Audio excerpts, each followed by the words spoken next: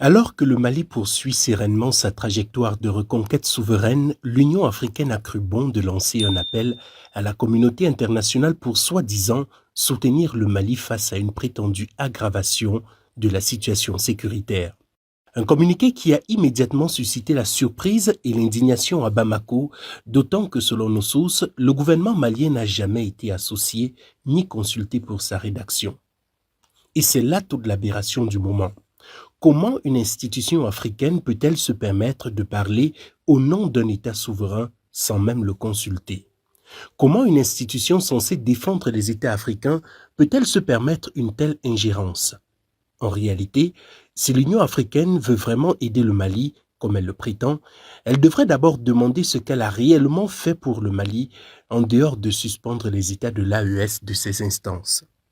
Les grandes puissances et leurs prétendus partenaires militaires ont imposé au Mali une décennie d'illusions.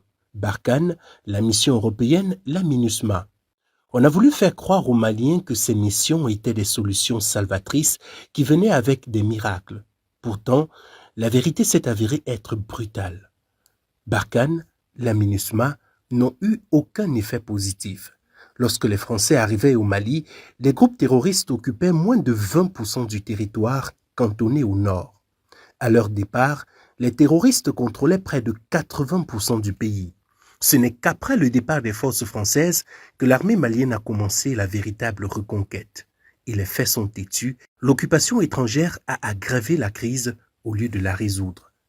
Et pourtant, l'Union africaine choisit ce moment précis où le Mali rétablit son autorité et sa souveraineté pour appeler le monde à la rescousse, comme pour replonger le Mali dans ce cycle vicieux des présences militaires étrangères.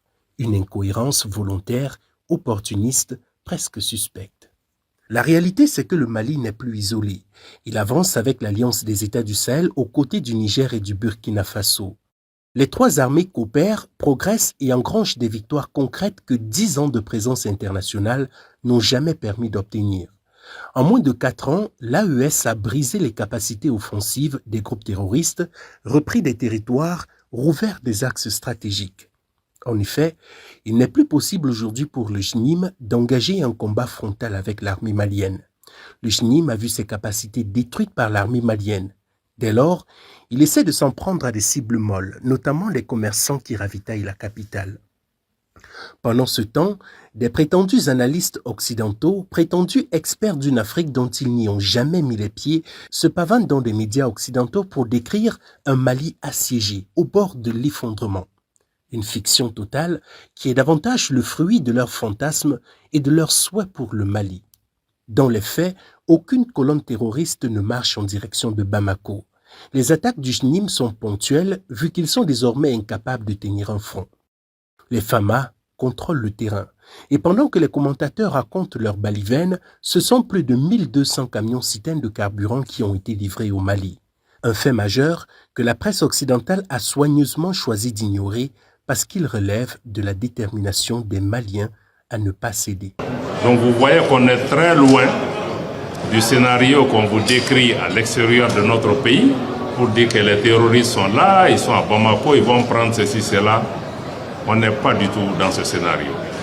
Et le scénario qu'on vous a décrit et qui a été concocté, nous le savons, dans des officines, des services de renseignement étrangers, mais aussi sur les plateaux de télévision, n'est pas le Mali, n'est pas le Bamako que vous avez en face de vous. Le Mali est debout, il y a des difficultés, il y a eu des perturbations du système d'approvisionnement. À un moment, l'État s'est organisé, a mis en place un plan stratégique pour reprendre l'approvisionnement, pour assurer la sécurité des convois et plus généralement intensifier des opérations militaires pour la sécurisation du pays.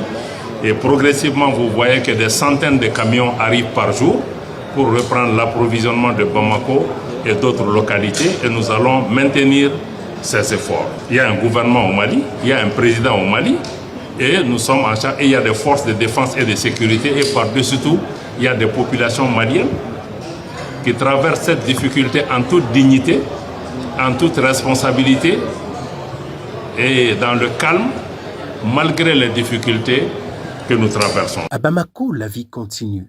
Le président Assimi Goïta inaugure des infrastructures, l'économie respire et la capitale accueille le Salon de la Défense BAMEX 2025 avec une trentaine de pays invités.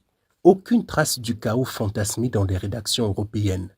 Le Mali avance calmement, fermement, sur la voie de sa souveraineté retrouvée. Il y a un point essentiel que l'Union africaine prétend oublier. Cette méthode de fausse compassion n'est pas nouvelle.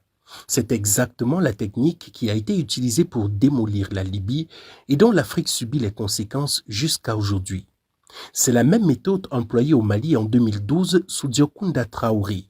On arme les terroristes, on les laisse avancer, puis on force l'État à demander de l'aide pour finalement imposer une présence militaire étrangère durable. C'est la recette classique d'une recolonisation militaire déguisée en assistance humanitaire. Seulement, le Mali d'aujourd'hui n'est pas dupe. Il n'a demandé de l'aide à personne et ne la demandera pas pour quiconque espère réinstaller les tutelles. Le pays avance avec dignité, responsabilité et solidarité sahélienne. Et désormais, il ne reculera plus.